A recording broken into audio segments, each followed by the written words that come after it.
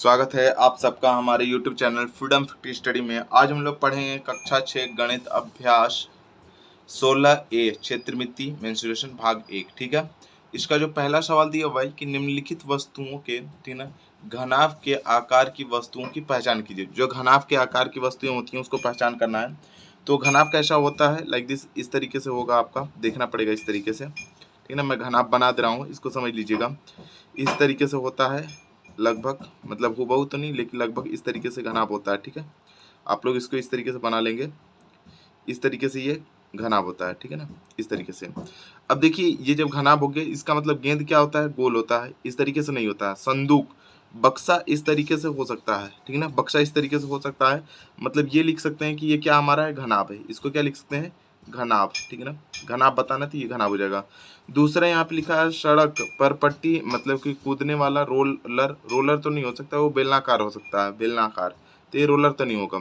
तीसरा है कीप। जो कीप होता है, कीप का मतलब जिससे हम लोग तेल ओल लेते हैं, गांव में पहले लिया जाता था तेल ओल, तो वो कीप कुछ इस प्रकार का होता है, कोन के टाइप का, कोन की तरह होता है ये कीप। ठीक ना, इस तरीके से। तो ये कीप की तरह होता है इस तरीके से इसमें। तो कीप तो नहीं हो सकता। ठीक है, तो कीप भी इसमें नहीं होगा। ठीक है ना, कीप तो नहीं होने वाला। दूसरी बात अलमारी। हाँ, अलमारी इस तरीके से होता है, हो सके अलमारी खड़ा, अगर इसको खड़ा कर दिया जाए तो अलमारी की तरह हो सकता है। ठीक है ना, तो अलमारी को लिख सकते हैं कि ये हो सकता है हमारा क्या चीज, घनाभ हो जाएगा, घनाभ। अलमारी क्या हो सकता है, घनाभ हो सकता है।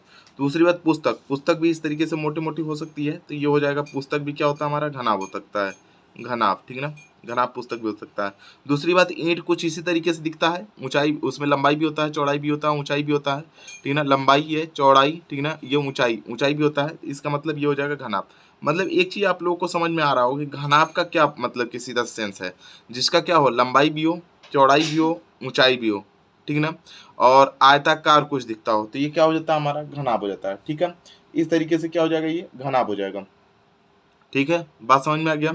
अब चलते हैं हम लोग, तो 3 चीज़ों लिख दिए जितना चीज़ चाहिए था। लेकिन आप चाहें अगर उत्तर में लिखना तो इस तरीके से लिख सकते हैं कि उत्तर डाल करके लिख सकते हैं इसमें कि मतलब कि घनाभ के आकार की वस्तुएं कुछ इस प्रकार हैं। ठीक ना, घनाभ, घनाभ के आकार की वस्तुएं, ठीक ना, आकार की वस्तुएं, की वस्तुएं, वस्तुएं कुछ इस प्रकार हैं। यहाँ पे लिखेंगे कुछ, ठीक ना, इस प्रकार है। ठीक ना, इस प्रकार, प्रकार हैं, कुछ इस प्रकार हैं। अब कुछ इस प्रकार में देखिएगा, पहला क्या हम तो लिख सकते हैं, पहला क्या हमारा संदूक, तो संदूक लिख दीजिएगा, संदूक। ठीक ना, दूसरा क्या है, तो दूसरा हमारा अलमारी, तो अलमारी, अलमारी। और तीसरा क्या हो जाएगा, पुस्तक, पुस्तक हो जाएगा। और चौथा क्या हो जाएगा हमारा, ईंट, चौथा क्या हो जाएगा हमारा, ईंट हो जाएगा। ठीक है ना, ईंट। तो ये चारों चीजें क्या हो जाएंगी, ये घनाभ के रूप में हो जाएंगी। इस तरीके से आप पहले सवाल में लिख सकते हैं। ठीक है, ये तो मैं डायरेक्ट लिख दिया, लेकिन आप इस तरीके से उत्तर में लिख दीजिएगा, आपका आंसर हो जाएगा सही। ठीक है, अब हम चलते हैं इसके दूसरे सवाल को, देखते हैं कि दूसरा सवाल है कैसे। दूसरा सवाल हमारा दिया हुआ है कि पार्श्व चित्र में, ठीक ना, शीर्ष ई, देखिए ई अंदर में लिखा हूं, मैं चाहूँ तो यहाँ बाहर में भी लिख सकता हूँ ई। ठीक ना, इसको हटा भी सकते हैं, ई यहाँ पे लिख दिया मान लीजिए। ठीक है ना, ई। तो ई पर मिलने वाले कोणों के नाम लिखना है, जो ई पर मिलते हैं। तो देखिए एच से आते हुए ई पर मिल जा रहा है, तो और ए से आते हुए ई पर मिल जाता है, एफ से आते हुए ई पर मिल जा रहा है। ठीक ना, तो आप इस तरीके से कोणों को लिख सकते हैं यहाँ पे कि ई से, ठीक ना, यहाँ पे उत्तर में लिख सकते हैं, उत्तर, उत्तर में कि ई से आते हुए कोण, तो ई से ए की तरफ एक तो हो जाएगा ई से ए, एक ई से एफ, ई से ए, दूसरा हो जाएगा ई से एफ। ठीक ना, और तीसरा क्या हो जाएगा, ई से एच, तो यहाँ पे हो जाएगा ई से एच। यही 3 ठो हमारा क्या है, मिल रहा है कोने से, 3 कोण से ये क्या कर रहा है, मिल रहा है। ठीक ना, तो ई से नहीं, ये शीर्ष जो है, ई शीर्ष है, ये भी शीर्ष है, ये भी शीर्ष है, ये भी शीर्ष है, ये भी शीर्ष है। तो यहाँ पे शीर्ष को मतलब कि ये क्या कर रहा है, मिल रहा है। ठीक ना, तो हम लोग इसको मतलब इसी तरीके से बस इसको दिखाना था कि कौन सा शीर्ष किससे मिल रहा है। और दूसरा दिया हुआ है कि पार्श्व चित्र में फलक ए बी सी डी, ठीक ना, ए बी, ठीक ना, बी इसमें ये वाला है, देखिए ऊपर वाले को देखेंगे, ए बी सी डी, ऊपर वाले भाग को, ये ऊपर वाला एक आयताकार दिख रहा है आप लोगों को ऊपर, ऊपर में, तो ये हो जाएगा एक फेस है, ऊपर की तरफ एक फेस दिख रहा है आपका। ठीक है ना, तो यहाँ पे इसका, आपका नहीं, इसका फेस दिख रहा है। ठीक है ना, ये घन का, तो ये हो जाएगा। अब इसमें क्या करना है कि इसके समांतर, समांतर फलक का नाम बताना, मतलब कि ए बी सी डी के समांतर फलक का नाम बताना है। तो समांतर क्या हो जाएगा, EFGH, ये समांतर। इसके जस्ट नीचे क्या है, ऊपर ऊपर ये चौकोर है, नीचे जस्ट इसके चौकोर क्या हो जाएगा, ये वाला हो जाएगा, ठीक है ना। तो उसी तरीके से इसमें लिख देंगे कि फलक, ठीक है ना, फलक ABCD के समांतर ABCD के समांतर फलक क्या हमारा है, EFG और H है, ठीक है ना। यही बस इसमें करना था और इसी तरीके से इसको लिख देना था। ये दूसरा सवाल हुआ खत्म। अब हम लोग आते हैं इसके अगले सवाल, तीसरे सवाल को देखते हैं। तीसरा सवाल हमारा दिया हुआ है कि घनाकार लूडो के पासे में, ठीक ना, फलक कोरों और शीर्षों की संख्या बताइए, ठीक है ना। इसमें बताना है क्या उसके लिए V+F और E+2 संबंध सत्य है, मतलब इस तरीके से बताना है क्या इसके संबंध जो है वो सत्य है कि नहीं। तो सबसे पहले जो हल करेंगे उसमें देखिए जो चीज दिया हुआ उसको पहले लिखते हैं हम लोग। तो घन में, ठीक ना, अगर मान लीजिए यहाँ पे लिखेंगे घन में, ठीक ना, घन में क्या दिया हुआ उसको पहले देखिए। यहाँ पे दिया हुआ हमारा क्या चीज 6, मतलब कि सवाल में दिया हुआ है हमारा घन में कि एक घन में क्या क्या हो सकता है। घन में 6 फलक होते हैं, फलकों की संख्या कितनी होती है, 6। तो लिखेंगे घन में 6 फलक, 6 क्या होते हैं हमारे, फलक की संख्या कितनी होती है, 6 फलक होते हैं। फिर दूसरा अगर बोलेंगे तो शीर्षों की संख्या कितनी होती है, 8। तो इसमें क्या हो जाएंगे, 8 शीर्ष हो जाएंगे, 8 क्या हो जाएंगे, शीर्ष हो जाते हैं, 8 शीर्ष हो जाते हैं। फिर 12 क्या हो जाएंगे, कोर हो जाएंगे। तो कोरों की संख्या कितनी हो जाएगी, 12। तो 12 क्या हो जाएंगे हमारे, कोर। 12 क्या हमारे हैं, कोर हैं, ठीक ना। कोर होते हैं, ऐसा लिख देते हैं कि कोर होते हैं। किस में ऐसा कुछ होता है, तो घन में 6 फलक होते हैं, 8 शीर्ष होते हैं और 12 क्या होते हैं हमारे, कोर होते हैं, ठीक है ना। आपको अगर मान लीजिए चित्र में देखेंगे तो समझ में आ जाएगा। चलिए अब देखते हैं हम लोग क्या चीज, V से हमको किसको, शीर्ष को। यहाँ पे V से हमको क्या करेंगे, शीर्ष को, ठीक है ना। शीर्ष बराबर हमारा V इक्वल टू कितना दे दिया हमारा, 8, ठीक है ना, 8 हो गया। दूसरा फलक मतलब फेस, F बराबर कितना दे दिया हमारा, F बराबर कितना हो जाएगा हमारा, 6, ठीक है ना। तीसरा तथा यहाँ पे लिख देंगे हम लोग कोरों की संख्या E से डिनोट करते हैं, E बराबर कितने दे दिया हमारा, 12। E बराबर कितना हो जाएगा हमारा, 12, ठीक है। अब दो चीजें देखेंगे, V+F, मतलब कि V और प्लस F को अगर ऐड करते हैं, इसका मतलब 8 और प्लस 6 को ऐड करेंगे, कितना हो जाएगा, 8 6 14 हो जाएगा। समीकरण नंबर इसको मान लेंगे 1 हो गया। इसको क्या मान लेंगे हम लोग, समीकरण नंबर 1।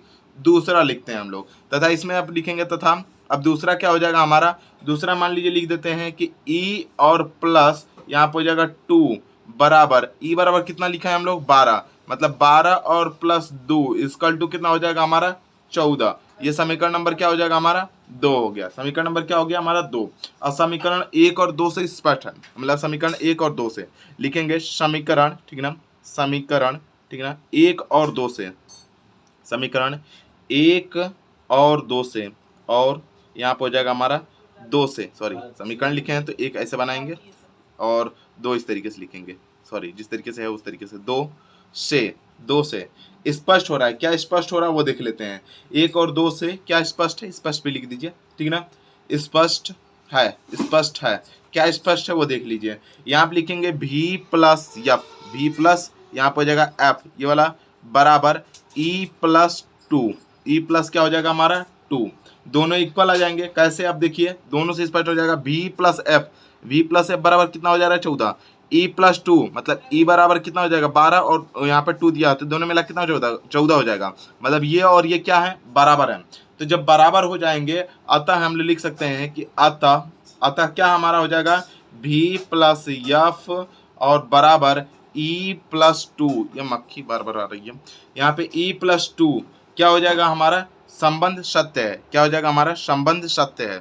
संबंध इसका क्या हो जाएगा हमारा, सत्य है, ठीक ना, संबंध, ठीक है, सत्य है। यहाँ पे लिखेंगे सत्य है, ठीक है ना। बार बार ये मक्खी आ रही, रुक गई, 1 मिनट उसको हटाते हैं। चौथा सवाल हमारा दिया हुआ है कि लूडो के पास से, ठीक ना, लूडो के पासे के आमने सामने के फलकों पर अंकित बिंदुओं की संख्या का योग लिखिए। देखिए संख्या के योग लिखेंगे तो सबसे पहले हम लोग लिखेंगे इसमें कि लूडो के, ठीक ना, यहाँ पे लिखते हैं हम लोग लूडो के पासे, ठीक ना, पासे, लूडो के पासे में 6 फलक होते हैं। 6 क्या होते हैं हमारे, फलक होते हैं, 6 फलक होते हैं, 6 फलक होते हैं, क्योंकि ये क्या होता है, घनाभ होता है ना, लूडो का जो पासा होता है वो घन के आकार में होता है, इसलिए उसमें 6 फलक होते हैं, ठीक है ना। आमने सामने फलक, ठीक है ना, यहाँ पे लिखेंगे आमने सामने के फलक, ठीक है ना, होते हैं लिख दीजिएगा यहाँ पे, ठीक है। फिर यहाँ पे लिख दीजिएगा आमने, ठीक है ना, सामने, ठीक है ना, यहाँ पे आमने सामने, इसी में से देख के लिखते हैं, आमने सामने के फलक का योग, ठीक है ना, आमने सामने के फलक, यहाँ पे लिखेंगे फलक। आमने सामने के जो फलक होते हैं वो कुछ इस प्रकार होते हैं, एक के पास क्या होता है 6, दूसरा क्या होता है हमारा 3 के साथ क्या होता है हमारा 4, और तीसरा क्या होता है हमारा, तो 2 के साथ क्या हो जाता है हमारा 5। अब सबको अगर जोड़ते हैं तो क्या हो जाएगा हमारा, कुल मिलाकर के 7 आएगा। तो इस तरीके से लिख सकते हैं कि अतः क्या हो जाएगा, आमने सामने, ठीक ना, आमने सामने आमने सामने के फलक, ठीक ना, फलकों पर अंकित बिंदुओं का योग, ठीक ना, फलकों पर अंकित बिंदुओं का योग, ठीक ना, यहाँ पे हो जाएगा बिंदुओं का क्या हो जाएगा हमारा, का योगफल, योग बराबर यह हो जाएगा 7। देखिए इसको जोड़ेंगे कितना हो जाएगा 7, इन दोनों को जोड़ेंगे कितना हो जाएगा 7, इन दोनों को जोड़ेंगे कितना हो जाएगा 7, मतलब दोनों बिंदुओं को अगर जोड़ते हैं तो क्या आ जाएगा हमारा 7। इसी तरीके से इसको हमको करना था।